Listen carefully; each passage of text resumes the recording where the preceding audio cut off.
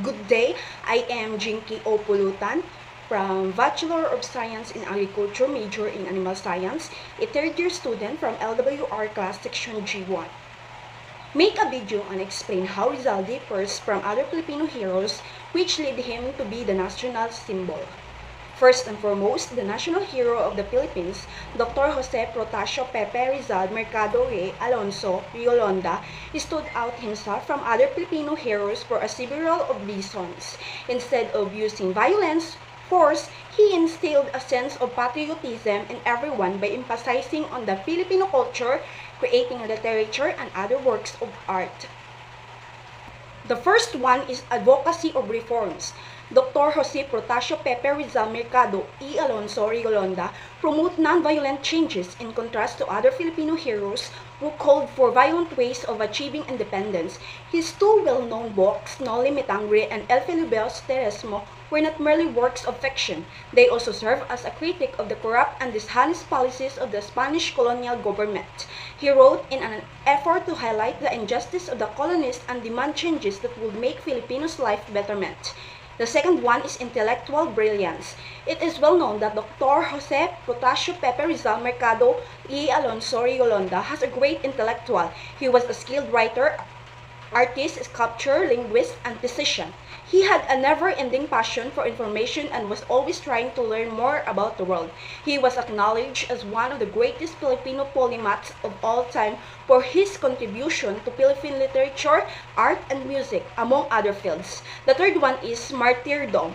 Dr. Jose Protasio Pepe Rizal Mercado E. Alonso Riolonda, martyrdom elevate him to the status of a national symbol. His execution generate anger and become into a battle cry to the resisting colonial oppression.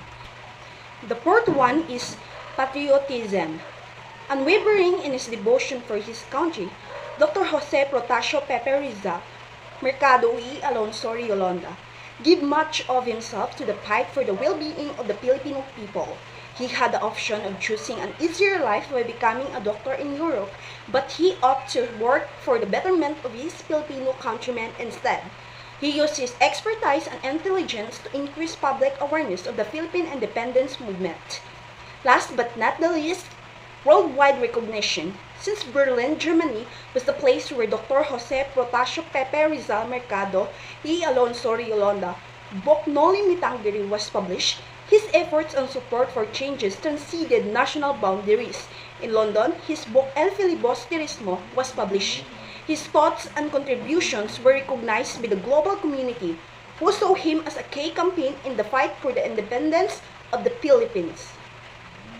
Dr. Jose Protasio Pepe Rizal Mercado E. Alonso Riolonda engaged in a different conflict. He didn't engage in battle and fight using weapons and bloodshed like most revolutionaries would. He fought in silence with serenity and tranquility. Dr. Jose Protasio Pepe Rizal Mercado E. Alonso Riolonda became the nation's emblem of patriotism, intellectual excellence, courage, and transformation as a result of all these elements, which made him stand out to Filipinos as a hero. Battled not with the sword, but with his pen. He showed bravery in the face of difficulty and inspired many to follow his lead. By employing virtue, Dr. Jose Protasio Pepe Rizal Mercado E. Alonso Riolonda wrote as freedom.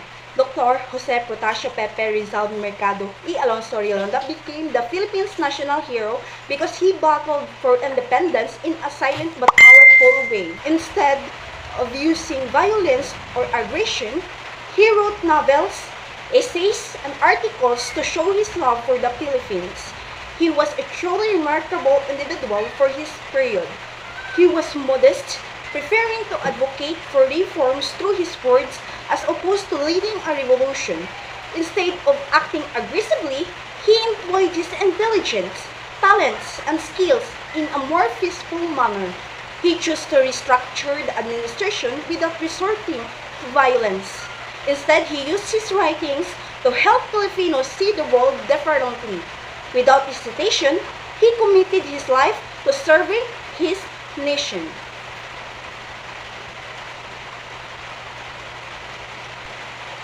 Thank you so much.